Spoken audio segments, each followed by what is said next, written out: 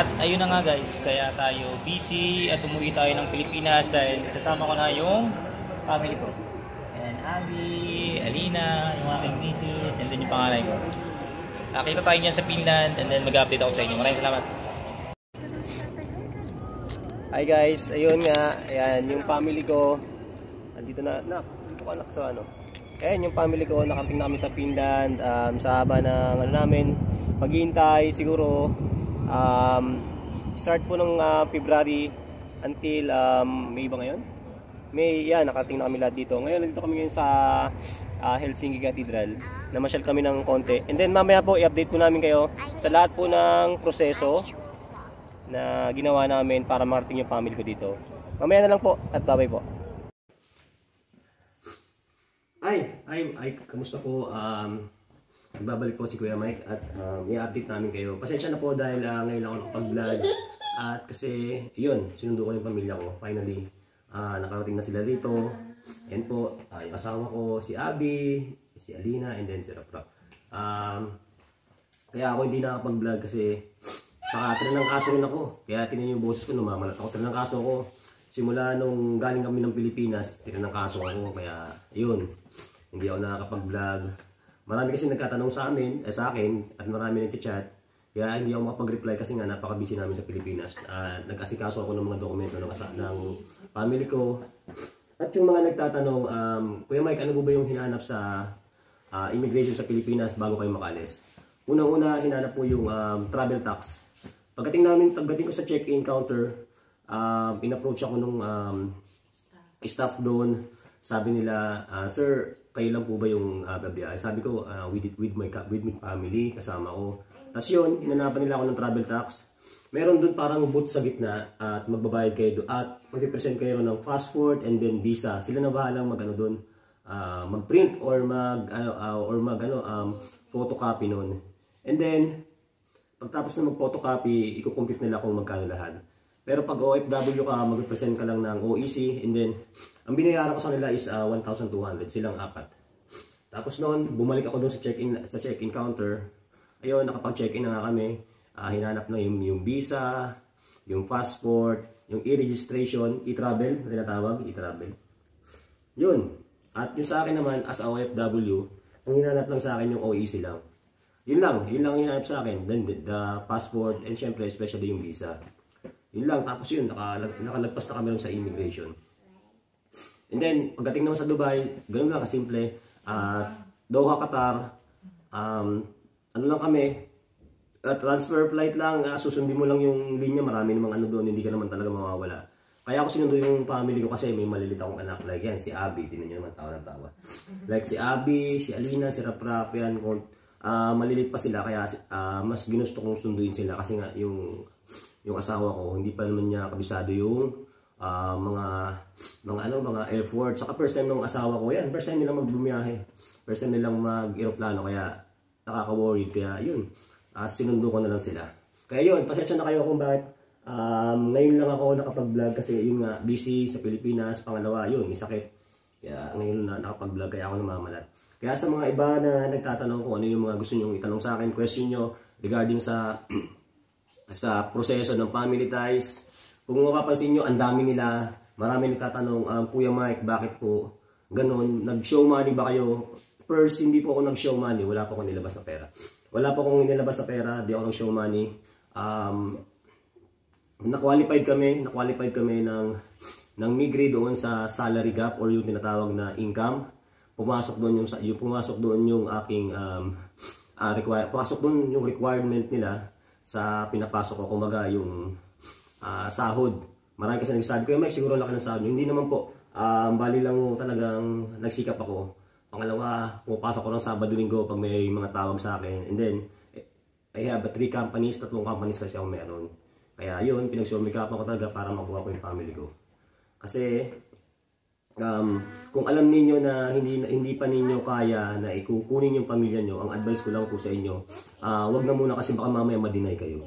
Mas maganda na po na kung kukuha kayo ng marami, halimbawa kung sa akin marami, kumuha kayo ng part-time job. Kasi kung isa lang ang trabaho ninyo at kukuha kayo ng napakaraming ganito, hindi kayo ma-approve, maniwala kayo sa akin. kuha kayo ng part-time job kasi meron silang meron silang yun nga, required na income or yung salary para pag na-reach mo yun, syempre ma-approve ka. Nandun naman yung lahat sa migri.fi kung ano yung mga kwalifikasyon para sa pagkuha ng family ties. Pangalawa, yun nga, yung proseso sa family ties, kasama yung asawa ko, siya na rin yung asawa ko na rin nag-fill up ng asawa ko? Ano yun? Yung PK form, no? PK4 para sa mga bata, yun. And then PK1, dyan naman sa spouse, yun sa asawa ko. Ako lang yung pumirma dun sa baba kasi ako yung sponsor. Pero lahat ng yun, yung asawa ko gumawa. And then, nagtulungan kami. Pagtapos namin pilapan yun, through nag-umpisa po kami, yun nga, nagpilap kami ng PK1 and then PK4 para sa mga bata, and then the PK1 is para sa aking spouse.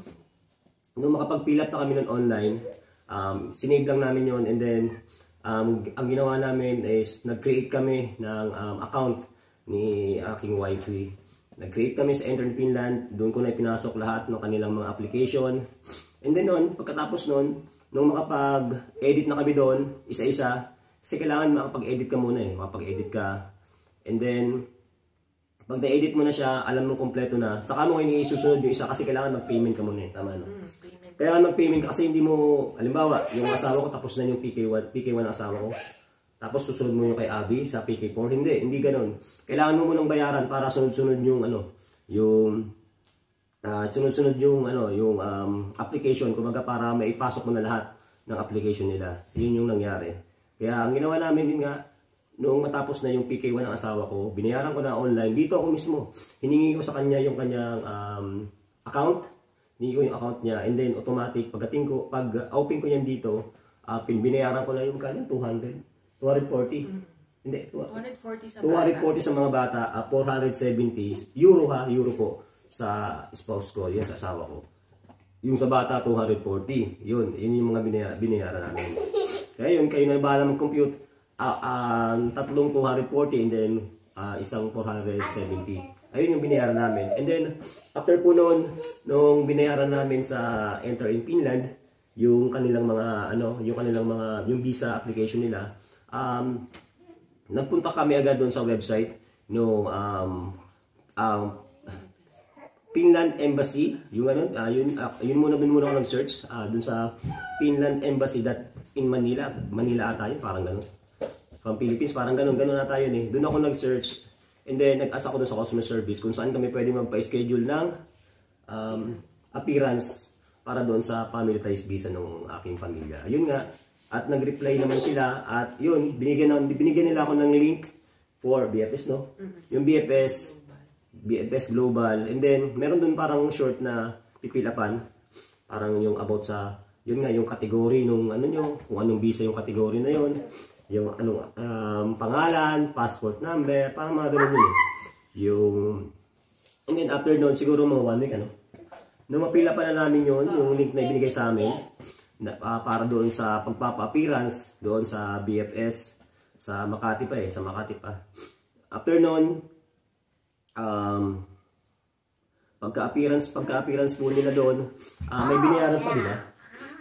May binayaran po gawat isa ata 5,000. Nasa 5,000. Basta 22,000 yung binayaran. Yun, 22,000 lahat po ng binayaran. 22,000 pesos po yung binayaran. Pesos naman po yun, hindi na po euro. Nasa 5K yung isa. 5K kasi isa. Yun, yung transaction doon sa BFS. Maliban pa yun doon sa bayad sa Enter Finland. Doon naman sa BFS, kailangan mong magbayad doon on cash, no? Cash ka magbayad. Cash ka magbabayad doon. Cash. Kaya yun. After noon, nung dumating na nung makapag-appearance sila, chinek yung mga chinek doon. Chinek yung mga requirements. Chinek yung mga requirements, especially yung passport, yung mga yung payslip, yan. Yan. Payslip, kontrata, ano ba yan? Yung mga legalize. Yung legalize yun, isa-isa rin pala yun, yung pinalegalize po namin. Kailangan kasi, bago po kayo mag-apply nung sa mga bata, kailangan nakalegalize yung kanilang mga kailangan naka-apostil, and then naka-legalize yung kanilang mga birth certificate. And then yung marriage certificate namin, naka-legalize and then naka-apostil po yun. Saan po magpapa-apostil? Sa DFA po, kung saan po kayo malapit. And then yun na nga po, pagtapos na lang ng appearance, yun, nakapag-payment na sila, nag-ask naman yung aking YP.